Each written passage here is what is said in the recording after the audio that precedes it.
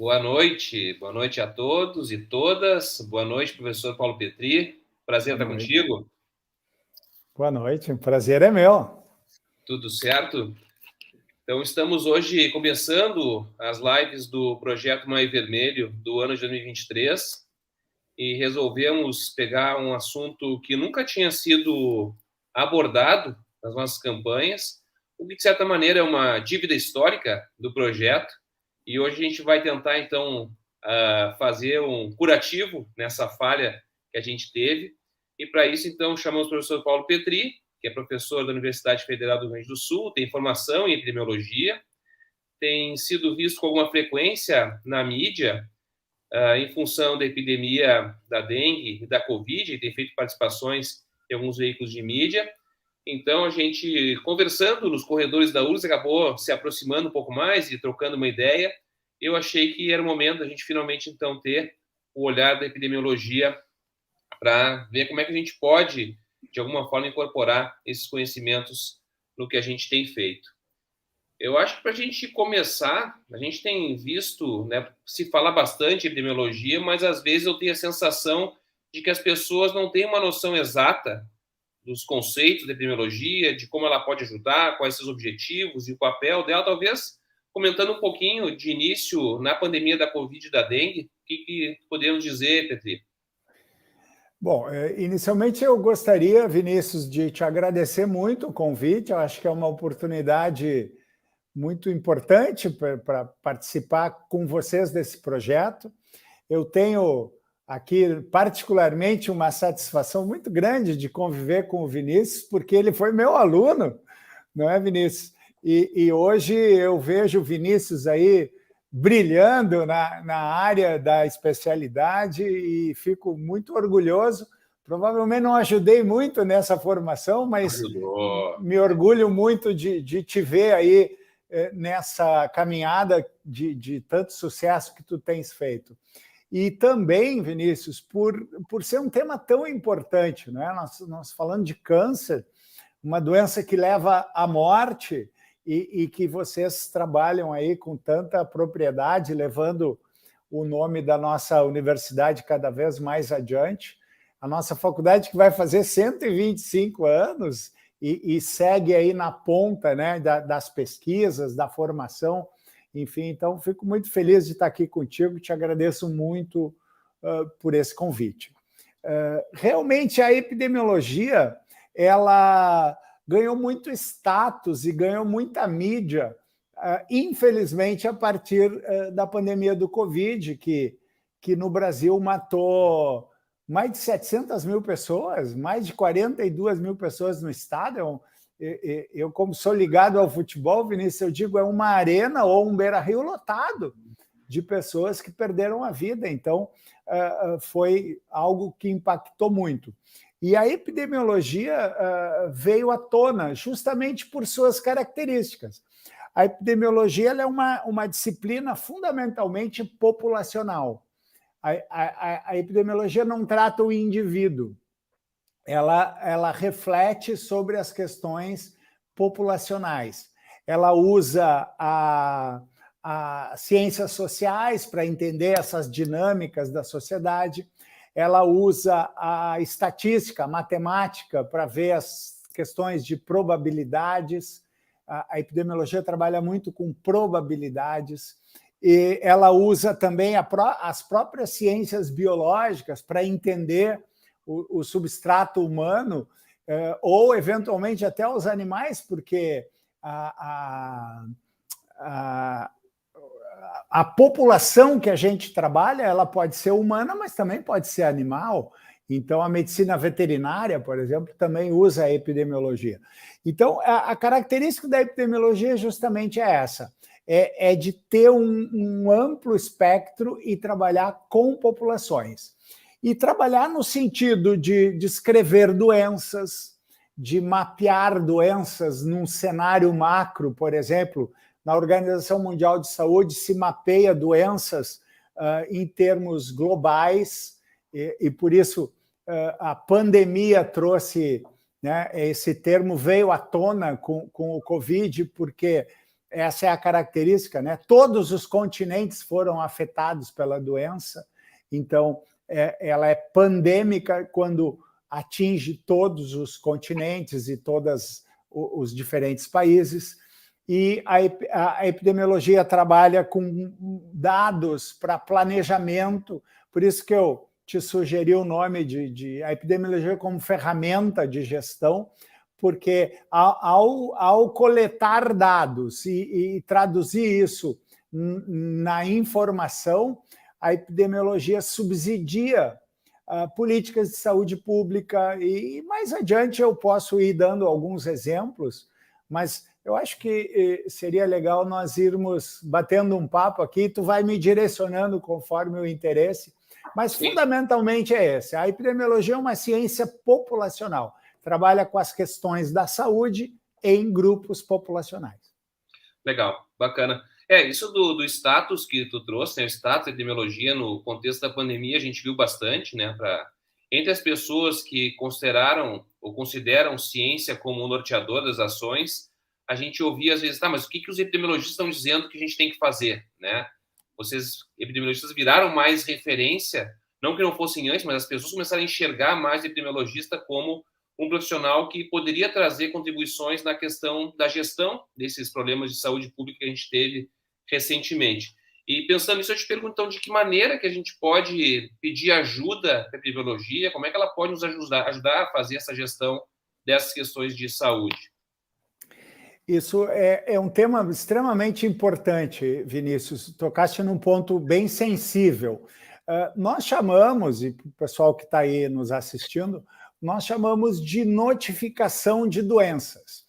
Existem doenças de notificação compulsória, ou seja, o profissional é obrigado a notificar a ocorrência de uma doença, como o caso da dengue, como o caso da AIDS, e existem doenças que ainda não estão regulamentadas, e tu estavas me ensinando há pouco aí antes que falta essa regulamentação para o câncer, né, de boca.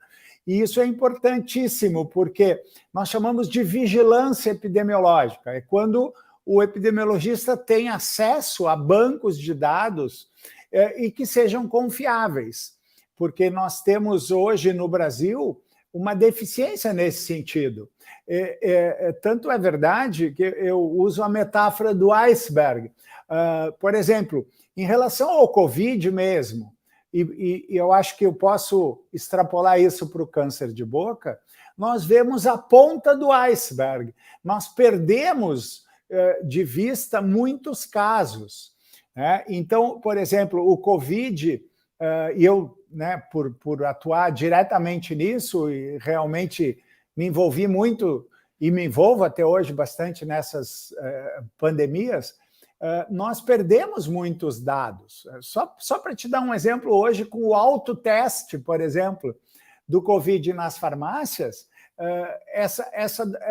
esses casos positivos não entram nas estatísticas. Então, nós temos uma subnotificação muito grande. E eu imagino que no câncer de boca isso seja muito parecido.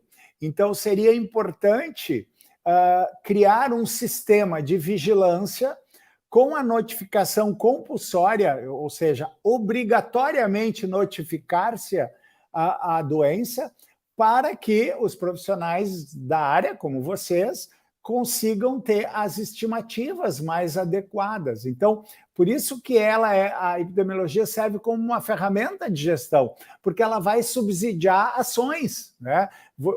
Por exemplo, quando você faz uma campanha como essa do Maio Vermelho, é importante saber se atingiu alguns objetivos, né? Eu sei muito menos que vocês sobre o câncer de boca, mas alguma coisa eu lembro.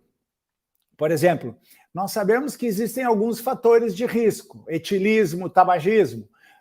Será que a prevalência do tabagismo está diminuindo ou não? Será que a nossa campanha de sensibilização fez com que os profissionais dentistas tivessem olhar mais atento ao diagnóstico, né? A epidemiologia ela também trabalha com tendências para projetar o futuro. Então, quando nós temos por exemplo, hipoteticamente, se estiver aumentando o número de etilismo e tabagismo, você pode se preparar para esperar mais casos de câncer.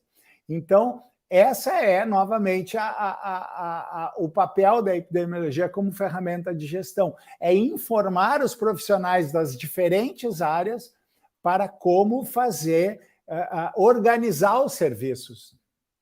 Legal, legal. Tu falou um pouco de estimativa, eu fico me colocando aqui no papel de alguém que não se debruça, seja sobre a epidemiologia, como é o teu caso, ou a questão do câncer, que é mais o nosso, a equipe que está vinculada ao projeto. Mas vem cá, o que eles estão falando? Todo mundo sabe, né? O INCA lança a cada 2 anos o seu boletim e todo mundo sabe que a cada ano surgem 15 mil, em torno de 15 mil novos casos de câncer no Brasil. E aí, quem pensa nisso não entende que a gente está falando de incidência, que é uma estimativa, e que isso não corresponde exatamente aos números reais. O que tu poderia, talvez, nos trazer em relação à prevalência, incidência, qual é a diferença, e por que, apesar de ter um certo número ali colocado, igual a gente está aqui manifestando essa angústia de não ter notificação compulsória e talvez subnotificação dos casos? Exatamente. Teoricamente, a epidemiologia trabalha com vários conceitos. É importante essa lembrança. O conceito de prevalência, que eu até mencionei, a prevalência de fumantes, é um conceito mais pontual. A prevalência é o número de casos sobre aquela população que você examina. E ela é estática. Então, tantos por cento da população são de fumantes, né? Tantos por cento da população tem câncer na boca. Essa é a prevalência, é uma medida estática. Por outro lado, nós temos a incidência.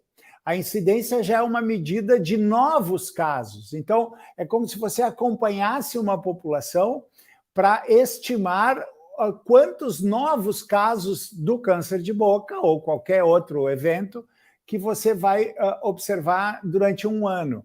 Então, a incidência ela sempre traz embutida no seu conceito o tempo de acompanhamento, né?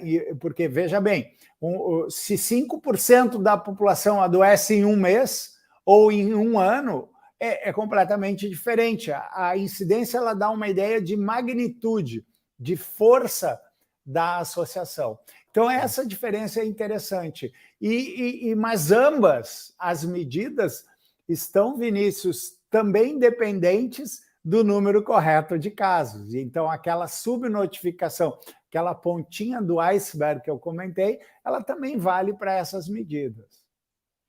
É bem importante e por isso a gente continua ainda batalhando. Eu estava comentando contigo antes, né, que talvez esse ano no Rio Grande do Sul a gente consiga dar um passo, ou em Porto Alegre, que seja o ponto de partida, né, para chegar mais próximo dessa realidade de ter o registro dos casos e poder, a partir disso, fazer planejamentos e também verificar se está aumentando, piorando, né, esse problema de saúde pública.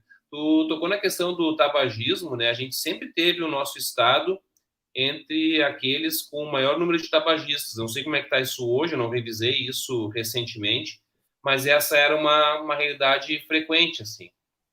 E com relação ao combate ao tabagismo, até recentemente, a gente tinha uma política de enfrentamento bastante rígida e que vinha trazendo resultados, seja por taxação do produto, né, para diminuir o consumo, enfim. E nos últimos anos isso um pouco se perdeu, né, por uma mudança de política e de considerar que isso não era importante, que talvez até tornasse o produto nacional menos competitivo em relação a produto contrabandeado na fronteira. Então, isso se perdeu um pouco. A gente vinha observando uma redução no número de tabagistas, ainda que não tivesse alcançando a meta. A gente vinha a curva andando paralela com a curva de estimada ou desejada, mas a gente não tinha atingido. Isso se perdeu um pouco, mas espero que isso volte a ser uma preocupação dos órgãos governamentais, porque sem mexer nisso a gente não consegue pensar em mudança do cenário para a doença de mortalidade, que ainda é bastante alarmante no nosso país.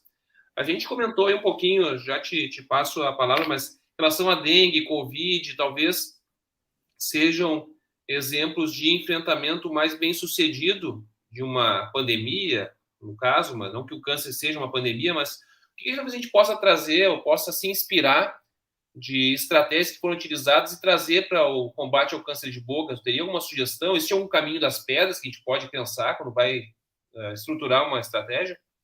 Vinícius, eu queria aproveitar e fazer um elogio. Eu estou vendo aqui nos comentários, nós temos assistentes de vários lugares. Eu estou vendo Santa Maria, Rio Branco, no Acre. A minha querida amiga, doutora Tita, está nos assistindo do México, a presidente da Sociedade Mexicana de Odontopediatria. Saludos a México, então. Saludos. Então, veja que estamos com pessoas de vários locais aí nos acompanhando, tamanha a importância do tema. Muito bem. Vinícius, por exemplo, a Organização Mundial de Saúde estima em mais de 8 milhões de pessoas que morrem por ano devido ao tabaco, ao tabagismo. É algo assim, assustador, é impactante, não é?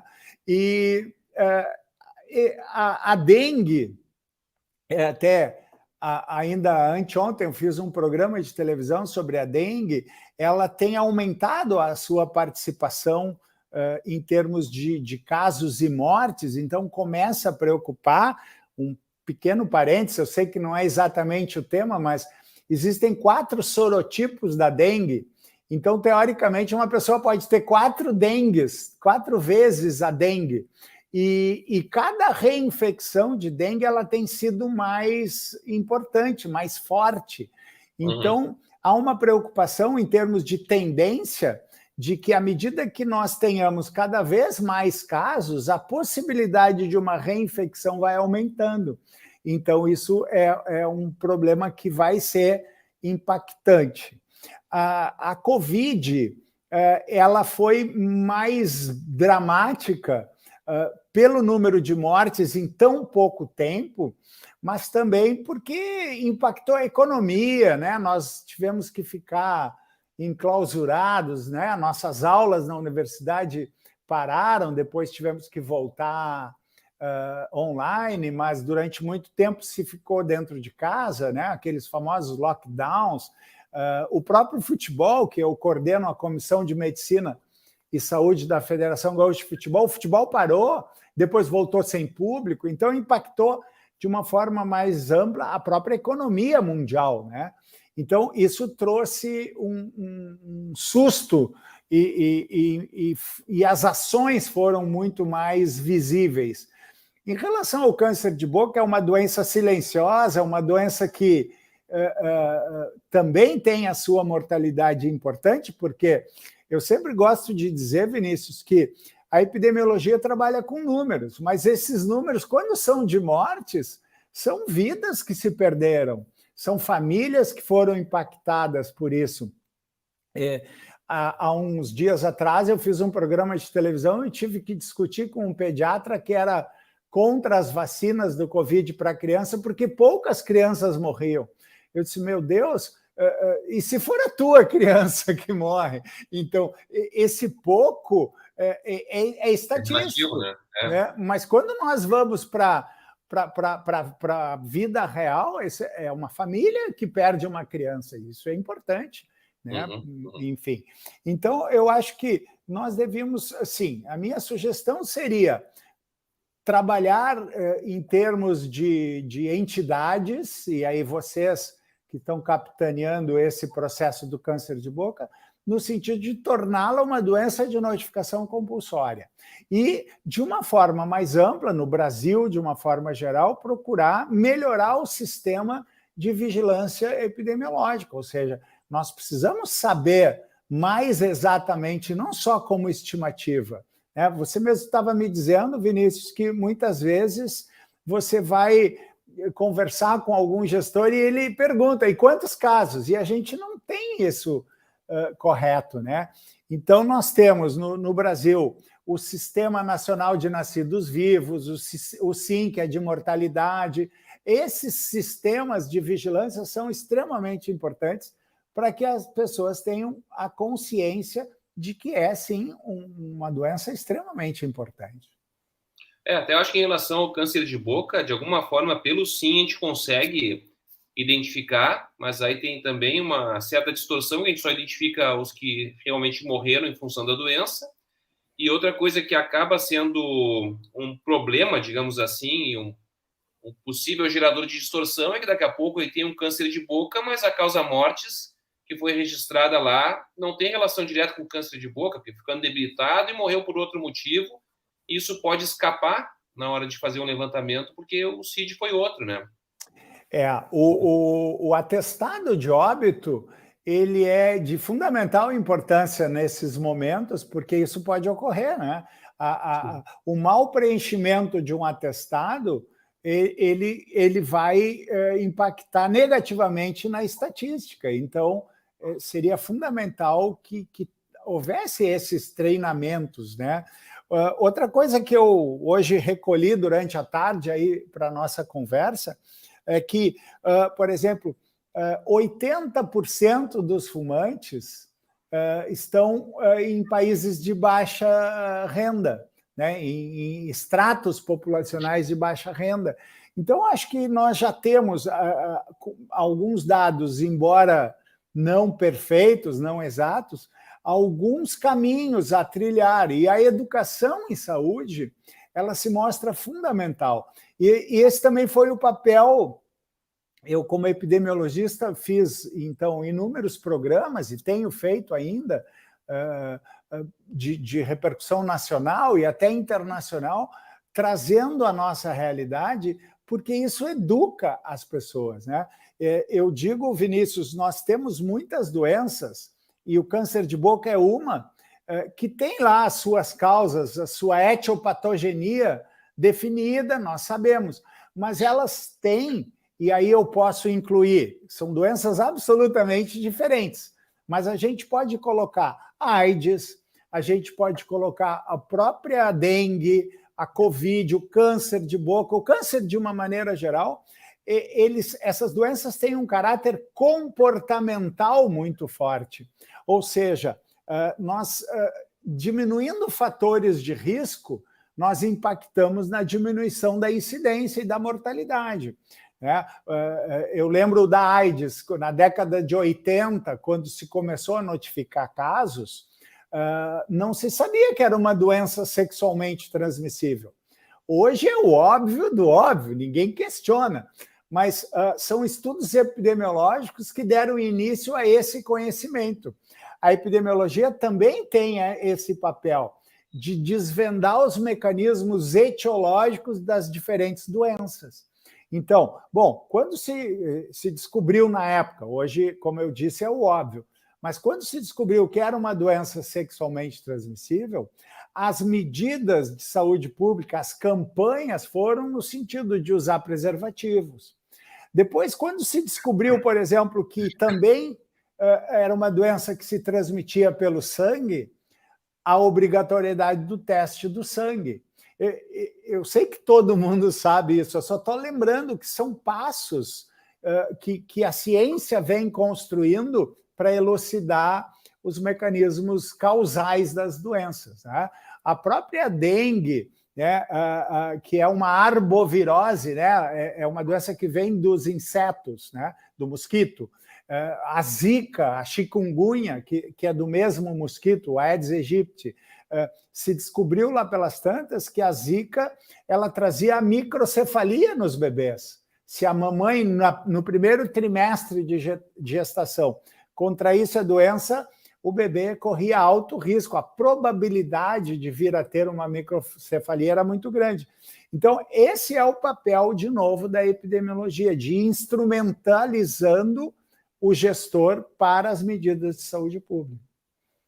Legal, me ocorreu aqui agora, Petri, uma coisa importante, a gente tem sempre, ou costuma ter, uma parcela significativa da nossa audiência de estudantes de graduação. Então, está trazendo aí alguns conhecimentos produzidos na esteira da epidemiologia. Talvez seja oportuno comentar um pouquinho a respeito de tipos de estudo que podem ser utilizados para alcançar ou produzir esse tipo de conhecimento. Ótimo. Eu sempre digo, e a gente, durante a pandemia, aí, houve muito a questão das notícias falsas e pessoas negando a doença, enfim, sendo contra. Por exemplo, os estudos epidemiológicos que dão origem aos novos medicamentos, e aqui eu posso citar, pegando a epidemia do Covid, as vacinas, são estudos que nós chamamos de ensaios clínicos randomizados, que naquela pirâmide de qualidade informativa dos estudos, está no topo, é o estudo que nós chamamos de padrão ouro de epidemiologia. O ensaio clínico randomizado foi o estudo conduzido para testar as vacinas. Ele tem fases pré-clínicas, então que se faz isso em laboratórios, com cobaias, depois se passa a fases clínicas, e tem diferentes fases clínicas, conforme o número de pessoas atendidas e que participam dos estudos, e em dando certo, né, em o produto mostrando eficiência e eficácia, isso vai indo adiante. Aqui mesmo, na URGS, né, no Hospital de Clínicas da Universidade, depois na PUC também, em Porto Alegre, agora o Moinhos de Vento, existem centros que participaram dos estudos dessas vacinas, que foram chamados de multicêntricos, ou seja, se fez em diferentes lugares do mundo para aumentar o que a gente chama de N, né, que é o número de participantes. Então, quando a vacina mostrou eficácia e segurança toxicológica, né? Existe o que se chama de farmacovigilância. Então, quando ela se mostrou eficiente e segura, ela terminou sendo liberada. E foi aí um ponto que muita gente criticou as vacinas e se pegou, porque elas foram desenvolvidas muito rapidamente, foi um recorde mundial. Em 11 meses de detecção do vírus do Covid, né, do coronavírus, nós já tínhamos uma vacina. Isso nunca havia acontecido. A vacina mais rápida até então, para que vocês que estão conosco aí tenham uma ideia, demorou 4 anos para ser fabricada. Então, é uma velocidade recorde, realmente. Mas aí eu sempre digo, bom, mas naquela época nós não tínhamos internet, nós não tínhamos a tecnologia que nós temos hoje. E essas vacinas da Covid de novas gerações, como essas vacinas de RNA mensageiro, não é uma tecnologia nova, isso já vinha sendo estudado para o câncer mesmo há mais de 10 anos, só se dirigiu as baterias para a confecção de vacinas. Então, essa evolução também tecnológica, que nos permite hoje falar com o México, com o Rio Branco no Acre, com Santa Maria, enfim, com quem está nos ouvindo, e nós estamos por aqui, né? Essa tecnologia avançou muito, então a gente tem que acreditar na ciência. Eu acho que esse também, Vinícius, fica como ensinamento, confiar na ciência, né? Não use medicamento prescrito por políticos. Né? Consulte o profissional de saúde, que esse é quem deve estar né, com o que nós chamamos de medicina baseada em evidências, que vocês aí na estomatologia trabalham tão bem, né? Inclusive com o que nos orgulha muito, o Telesaúde aí, que tu conduz com maestria. Legal, obrigado. Sabe, tem uma coisa que eu tenho visto assim já em mais de um estudo, é uma coisa uma informação, não é uma informação que me deixa com uma pulga atrás da orelha e um amargo na garganta, que é a mortalidade nas diferentes regiões do nosso país. A gente tem a região sul e a região sudeste, eu não sei se a gente chegou a conversar já sobre isso alguma vez, como as regiões mais desenvolvidas, tanto do ponto de vista de DH, né, e questão educacional, enfim. E são as regiões do país onde mais se morre de câncer de boca. Aí a gente fica pensando, e também a gente sabe que existe, né, na direção do que comentou em relação ao consumo de tabaco e nível socioeconômico, a gente percebe um gradiente de nível socioeconômico com a ocorrência e com a mortalidade pela doença. E aí eu fico me perguntando por que será que no sul e no sudeste, onde a gente tem supostamente regiões mais desenvolvidas, se morre mais de câncer de boca? É uma reflexão interessante. A primeira coisa a se considerar sempre, em linhas gerais, e nesse caso específico do câncer de boca, é a exposição aos fatores de risco, né? Eu talvez não saiba todos, mas tabagismo, etilismo, né? Má higiene bucal, condições socioeconômicas, e aí começa a entrar esse contrassenso, quando a gente pensa em condições socioeconômicas, né? O norte, o nordeste do país tem regiões de populações com menos condições socioeconômicas. Mas, por outro lado, existe a notificação das doenças, o diagnóstico da doença.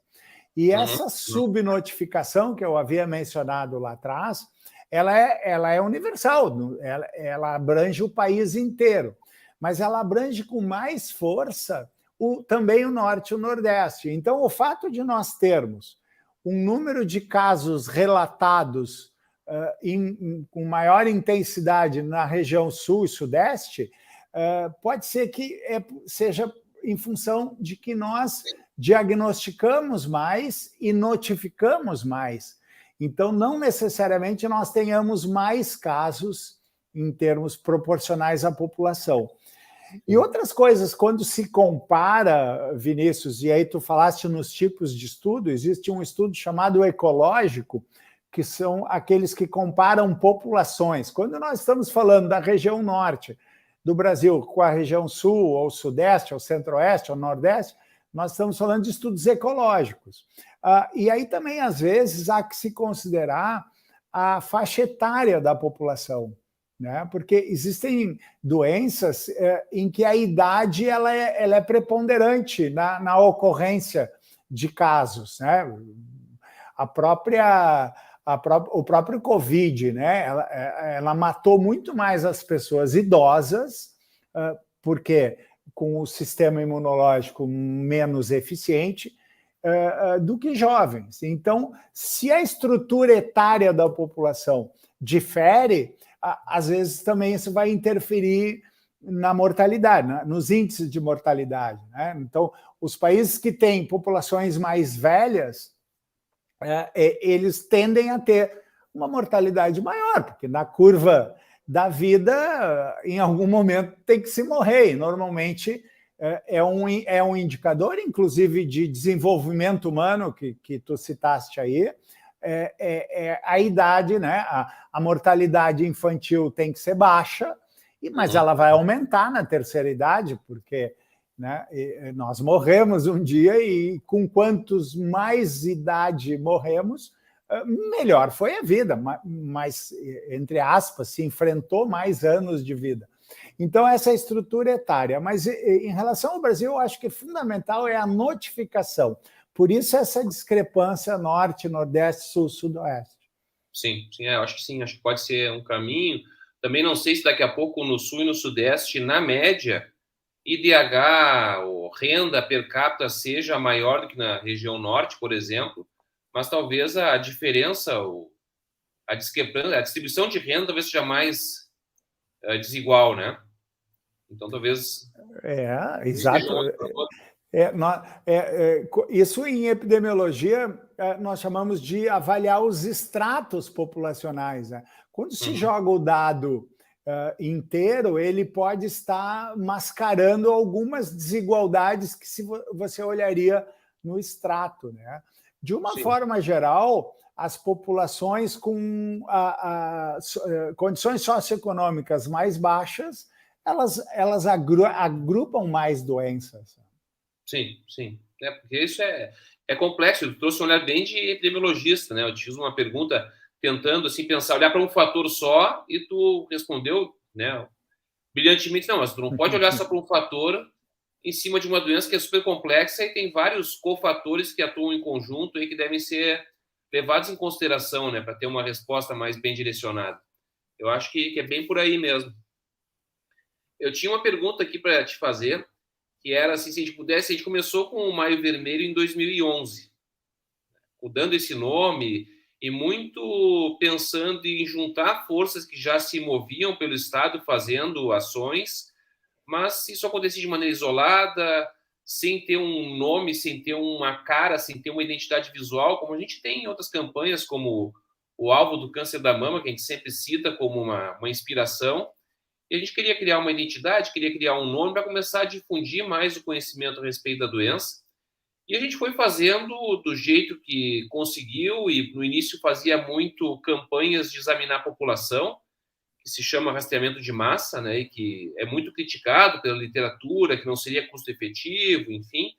Depois a gente fez uma autocrítica, mas entendeu que também funciona como uma forma de educação em saúde, fazer essas campanhas, orientar as pessoas e utilizar aqueles que vão como multiplicadores de informação para a família, para o vizinho, e não deixou de fazer, né?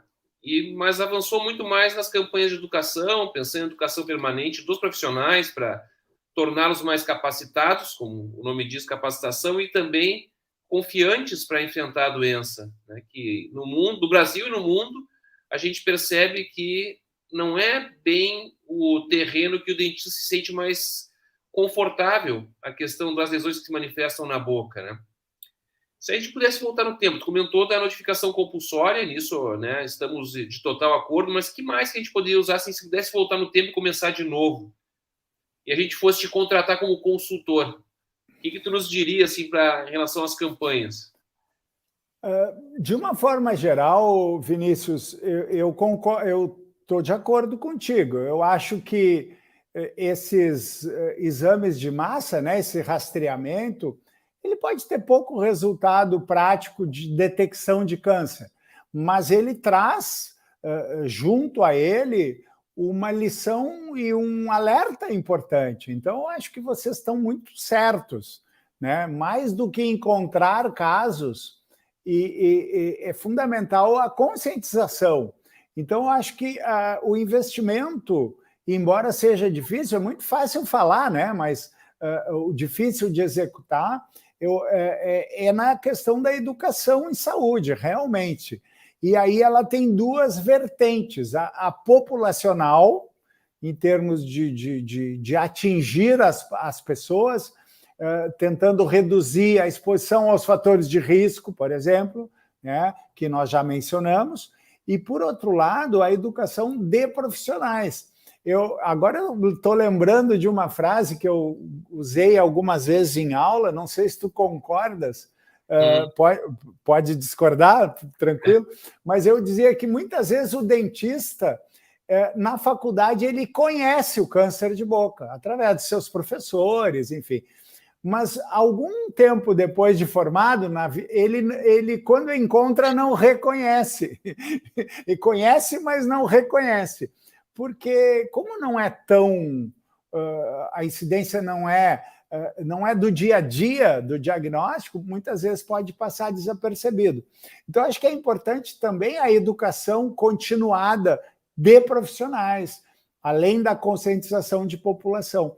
Mas eu acho que vocês estão no caminho certo, vocês têm feito isso, eu sei, e esse é o caminho, né? A gente muitas vezes precisa sensibilizar autoridades para financiar esse processo todo de educação, e muitas vezes o gestor é um político que não tem a atenção ou não tem o conhecimento para essa área, ou às vezes é uma falta de verba mesmo. Nosso país tem algumas dificuldades, né, também nisso, mas esse seria o caminho, a educação da população, e eu acho que a educação continuada e o reforço disso, porque eu sei que durante a faculdade vocês ensinam isso de forma muito boa, muito bem feito, mas passado algum tempo, esse conhecimento, esse ensinamento vai se perdendo. Então, acho que seriam essas duas vertentes. Agora, é fundamental sempre sensibilizar o gestor, que não é da saúde, né? O que detém a chave do cofre, né? Para que ele ampare essas campanhas que são extremamente importantes. Eu estou vendo aqui, eu estou dando uma espiada aqui no chat, e a Mônica Spiegel, ela colocou uma frase ali, Mônica, parabéns, linda. Pode ser pouco ali, a gente estava falando da mortalidade, né? Mas cada vida é um mundo, né? E eu vejo que ela tem ali uma criança com ela, né? Então, é exatamente isso.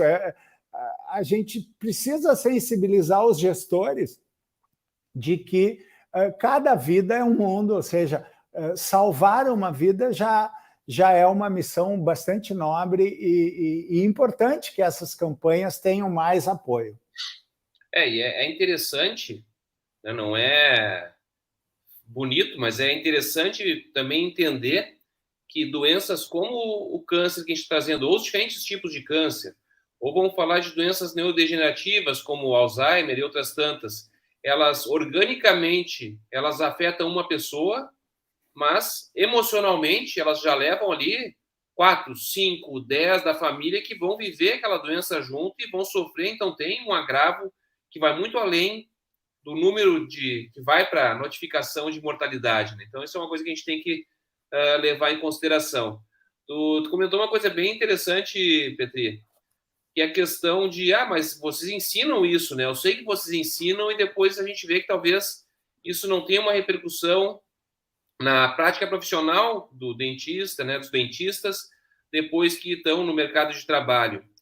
E eu vi uma vez o professor Ivan Esquerdo, que certamente tu sabe quem é, e é uma referência bastante importante no ramo da neurologia, e uma entrevista dele dizia, né, que é o entrevistador preocupado, mas e isso do esquecimento, que a gente esquece as coisas, colocando muito o esquecimento diretamente como um grande problema que deveria ser combatido. Ele disse, não, mas é fundamental que a gente esqueça. Imagina se tudo que acontecesse na tua vida, a todo momento, tu fosse registrando e mantivesse, depois de 10, 20 anos, com uma memória consciente. E aí, né, grosseiramente, pode dizer, estourar o HD, né? O HD ia queimar, não tem como.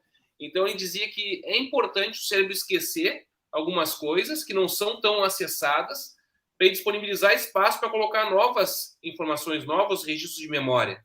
E aí eu junto com o que eu acredito hoje, depois de alguns anos trabalhando nessas campanhas de capacitação e de treinamento para câncer de boca, eu acredito que particularmente o profissional da área da saúde, pública, né, o profissional da rede pública, deveria passar por uma atividade dessas todo ano. Porque se o cérebro não recebe um estímulo ali, não ativa as vias neurais, o cérebro vai entender, não, isso aqui eu posso jogar no arquivo morto.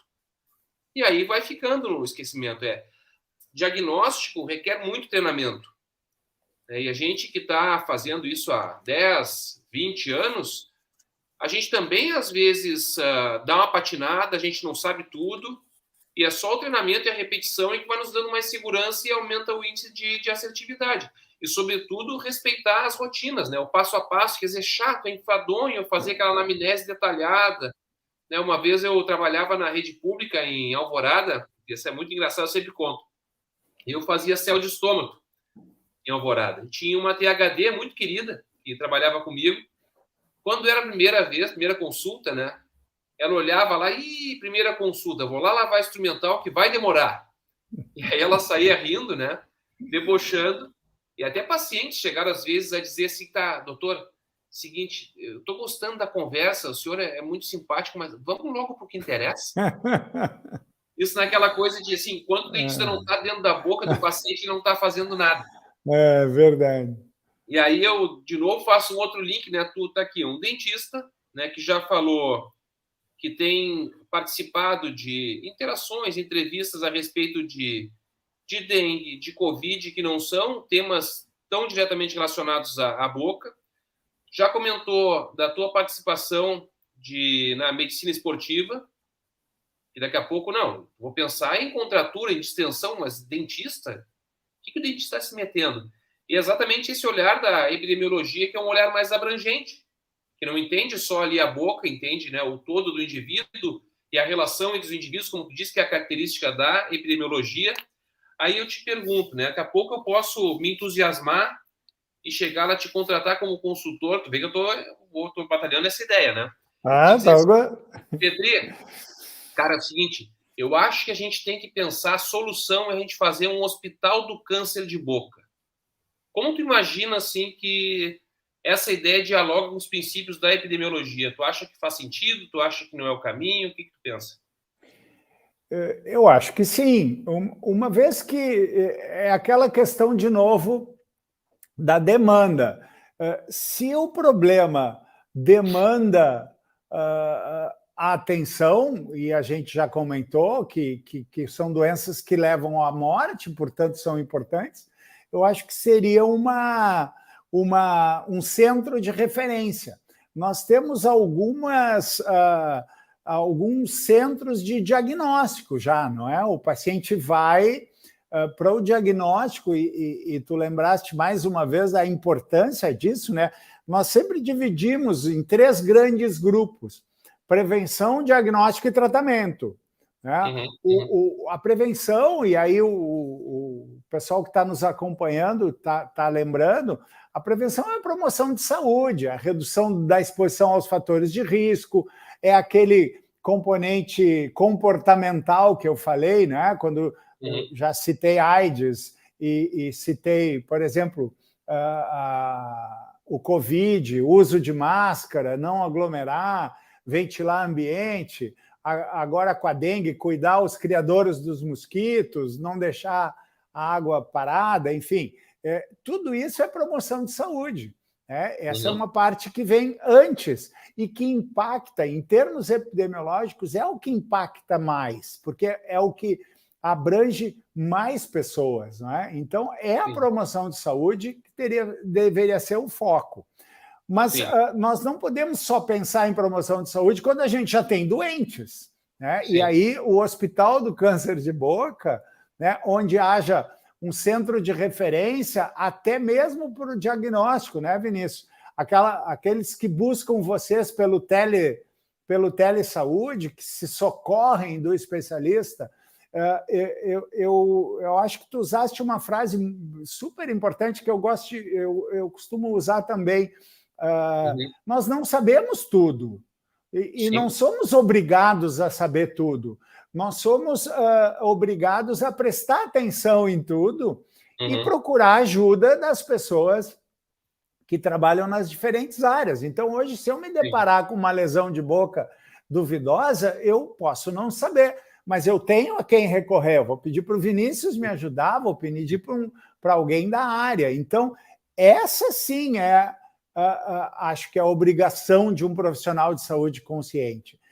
Deixa eu te dizer por que eu fiz a pergunta, porque eu imagino que até diagnóstico, isso trouxe muito bem, né? A prevenção, promoção de saúde e diagnóstico, eu acho que é uma atribuição que acaba tendo um papel do dentista, daqui a pouco dos auxiliares, ACS, de uma maneira mais concentrada.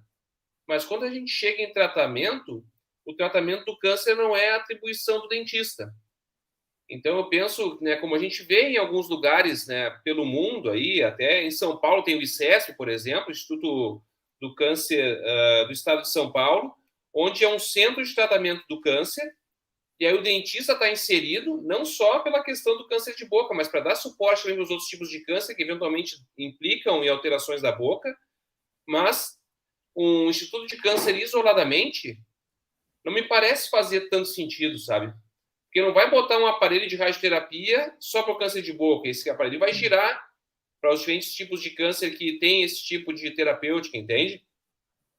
Então foi muito por aí, mas eu acho que tu tem razão quando fala, não, para a questão da prevenção, da educação em saúde, enfim. Por isso que eu te comentei sobre a demanda. Né? E hoje em dia, muitas vezes, é importante a associação, a interdisciplinariedade, né? E você tem vários profissionais, inclusive da saúde mental, né? de um doente de câncer. Então, acho que esses centros interdisciplinares seriam extremamente positivos. E aí, por exemplo, um centro de radioterapia, ele se paga se tiver uma demanda maior, né? Mas aí, de novo, a gente volta para a questão da gestão, do investimento, né? Que seja sensibilizar o gestor para investir nisso. Certeza. Não sei se temos, eu vi aqui uma colocação, agora eu estou um pouco olhando os comentários, a Yasmin está trazendo, professores, fico pensando que a expectativa de vida do paciente pós-tratamento do câncer de boca diminui bastante devido a sequelas e certamente o adoecimento dele não é correlacionado aos índices da doença. O paciente, tu trouxe agora a questão da multidisciplinaridade ou tratamento multiprofissional. O câncer, se a gente for se dar conta, ele envolve o dentista, especialmente até a parte do diagnóstico, depois acompanhando o tratamento e dando suporte para o paciente, o médico, o cirurgião de cabeça e pescoço, eventualmente o oncologista, o radioterapeuta, mas muitas especialidades não médicas também. A equipe de enfermagem vai ter contato com o paciente, a fisioterapia, a nutrição, né, a assistente social nessa abordagem, ou psicólogo, para dar esse suporte emocional, que é super importante, especialmente com uma doença que muitas vezes é mutiladora no seu tratamento. Então, realmente, a gente tem esse cenário que a Yasmin trouxe, que é de um paciente que, quando não morre pela doença, muitas vezes ele sobrevive, né? Ele não mantém a vida que ele tinha antes, né? A Juliana estava trazendo na palestra de Caxias, que a gente fez essa semana, o exemplo de uma paciente, o caso de uma paciente que teve uma complicação no tratamento e teve uma necrose no lábio, e ela dizia para a Juliana, tudo que eu quero é poder sentar e fazer uma refeição com a minha família. Porque isso já ficou no passado, ela não consegue, porque ela tem dificuldade de se alimentar, não pode ser a mesma comida, porque a boca ficou ressecada por conta da radioterapia. Então, é uma série de complicações que se somam e tornam esse paciente super complexo de manejo. Então, se a gente não pensar nessa perspectiva que tu trouxe de multidisciplinaridade ou multiprofissional, a gente não consegue sequer manter uma qualidade de vida razoável para esses pacientes, na maior parte dos casos, né? E essa é uma questão importante, né? Porque tem estudos que mostram sobre a longevidade. Se nós pensarmos que em 1900 a expectativa de vida era 40 anos, nós mais do que dobramos isso. Agora, é fundamental, e aí eu acho que tu lembra bem, a qualidade de vida, o conforto do paciente. Não é só viver mais, mas viver com doenças incapacitantes e que trazem até essa questão que tu menciona da paciente, do convívio familiar, né? De poder se alimentar com os demais, enfim. Existem pessoas que ficam constrangidas por sequelas, né? E aí, de novo, de uma forma geral, os cânceres em geral, a importância de um diagnóstico precoce para que não mutile o paciente tanto. Então, eu acho que essa visão aí toda é fundamental e nós proporcionarmos, como profissionais de saúde, não só sobrevida, mas qualidade de vida, né? E a gente está aprendendo, né? Eu usei durante o Covid a metáfora da ferida narcísica, do mito do Narciso, né? A ciência precisou reconhecer e admitir que não sabe tudo, né? O próprio vírus do Covid era um vírus novo, a gente não sabia o que ia acontecer, e aprendemos com ele. E embora o câncer de boca não seja novo, a gente está cada vez mais aprendendo.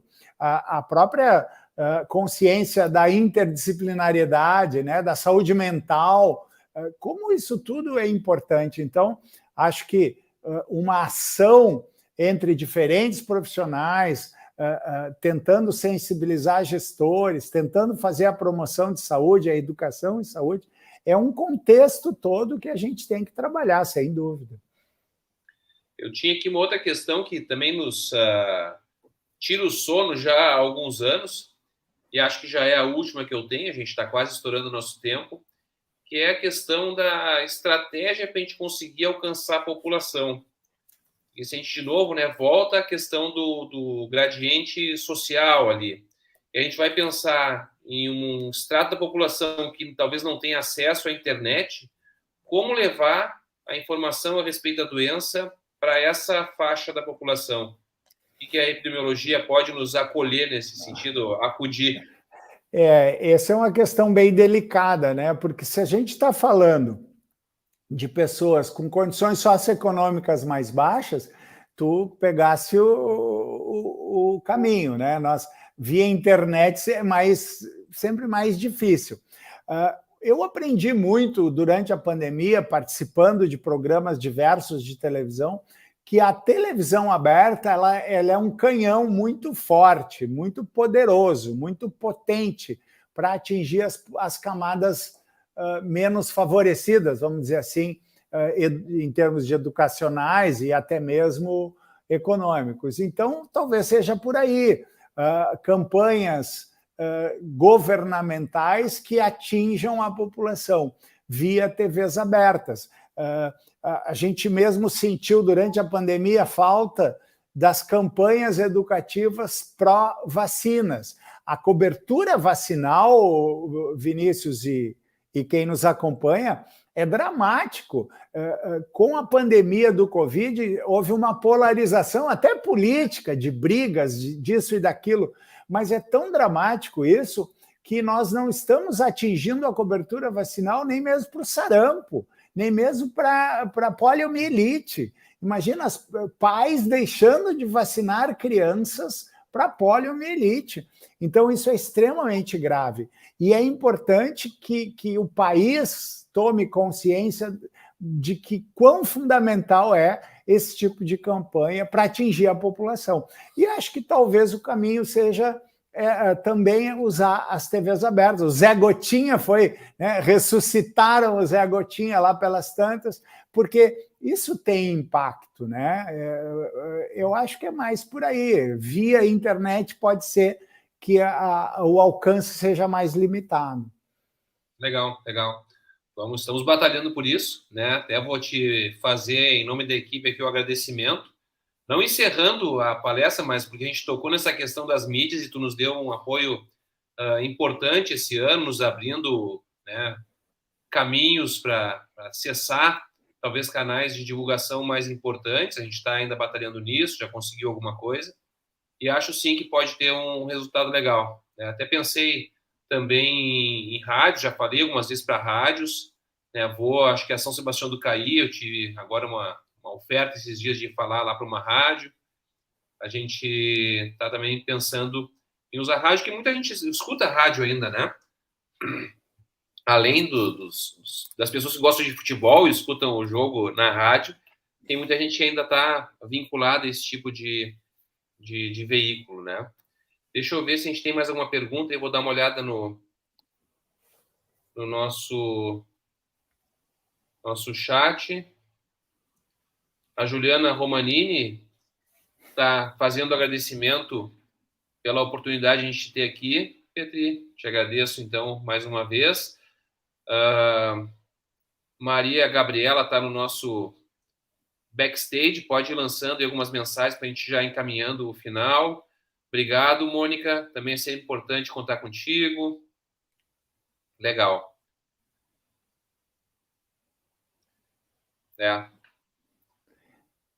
Sem dúvida, Mônica. Vinícius, também agradeço aí as palavras das pessoas. Eu acho que é fundamental e quero te agradecer muito o convite. Estou sempre à tua disposição. Sou um fã do teu trabalho, te admiro e tenho muito orgulho de ter hoje como colega e o trabalho de vocês de fundamental importância. E espero ter contribuído de alguma forma e estou sempre aí à disposição e somos parceiros. De várias formas, e acho que a gente vai começar a te chamar mais, né? Porque se a gente até aqui não bebeu dos conhecimentos da epidemiologia, isso vai ter que mudar, porque eu acho que a gente sempre pode aprender um pouquinho mais com a epidemiologia. Acaba não sendo assim o campo de conhecimento que o dentista médio, digamos assim, visita com muita frequência, né? A gente vê os colegas muito mais interessados em outros campos mais estéticos né, que vão em outra direção, mas a epidemiologia eu acho que vai totalmente na direção do que tu falou, que é de respeitar a ciência, né? Isso que tu trouxe da questão da vacina é super importante. Nunca na minha vida eu tinha visto, a não ser nesse momento recente agora, qualquer tipo de contestação à vacina. Era a gente observar na televisão, no rádio, tem campanha de vacinação, ninguém pensava, todo mundo ia e fazia, porque era algo que a gente apostava e era uma ferramenta que não tem contestação. Mas a Vinícius, polarização... desculpa eu te interromper, mas é tão verdade isso que tu fala, que eu sempre, quando havia uma discussão, eu sempre perguntava, alguém sabe o fabricante da sua vacina de poliomielite, de sarampo, que fez lá? Ninguém nunca sabia nada, né? E hoje todo mundo fica fazendo essas elucubrações. Pois é, mas espero que seja um momento curto em perspectiva e que a gente consiga, de novo, enxergar o papel da ciência e a importância sem contestar da maneira que ela vinha sendo contestada nesses últimos anos. Bom, estamos com o nosso tempo fechando, eu acho que não tem mais nenhuma colocação. A Maria projetou de novo aí o reconhecimento da Academia Mexicana de Odontopediatria, que é uma plateia que foi alavancada pelo professor Petri, que teve recentemente no médico, falando lá, e até levou algumas coisas que a gente faz aqui na área da telesaúde. Te agradeço por isso também, Petri, por ter reconhecido o nosso trabalho levado. Eu levei, Vinícius, para a doutora Tita, nossa querida presidente aí, que está conosco, o curso que vocês elaboraram em parceria com a Universidade de Barcelona. É um curso que está em espanhol. Eu espero que os amigos do México aproveitem o conhecimento do professor. Legal, tomara que sim. Estaremos aguardando o maior número de participantes interessados nesse curso. Bom, dito isso, eu então me despeço da nossa audiência, agradeço a participação de todos, faço a propaganda de que a gente vai ter um seminário, uma semana inteira de cursos na semana do dia 15 ao dia 19, às 10h30 da manhã. Em breve a gente vai estar divulgando, se não foi divulgado hoje no perfil do Instagram, enquanto a gente estava aqui, em breve vai ser divulgada a inscrição, então convido a todos para que nos premiem com a presença e a participação também lá. Petri, um abração, brigadão, seguimos falando. Um abraço a todos, muito obrigado.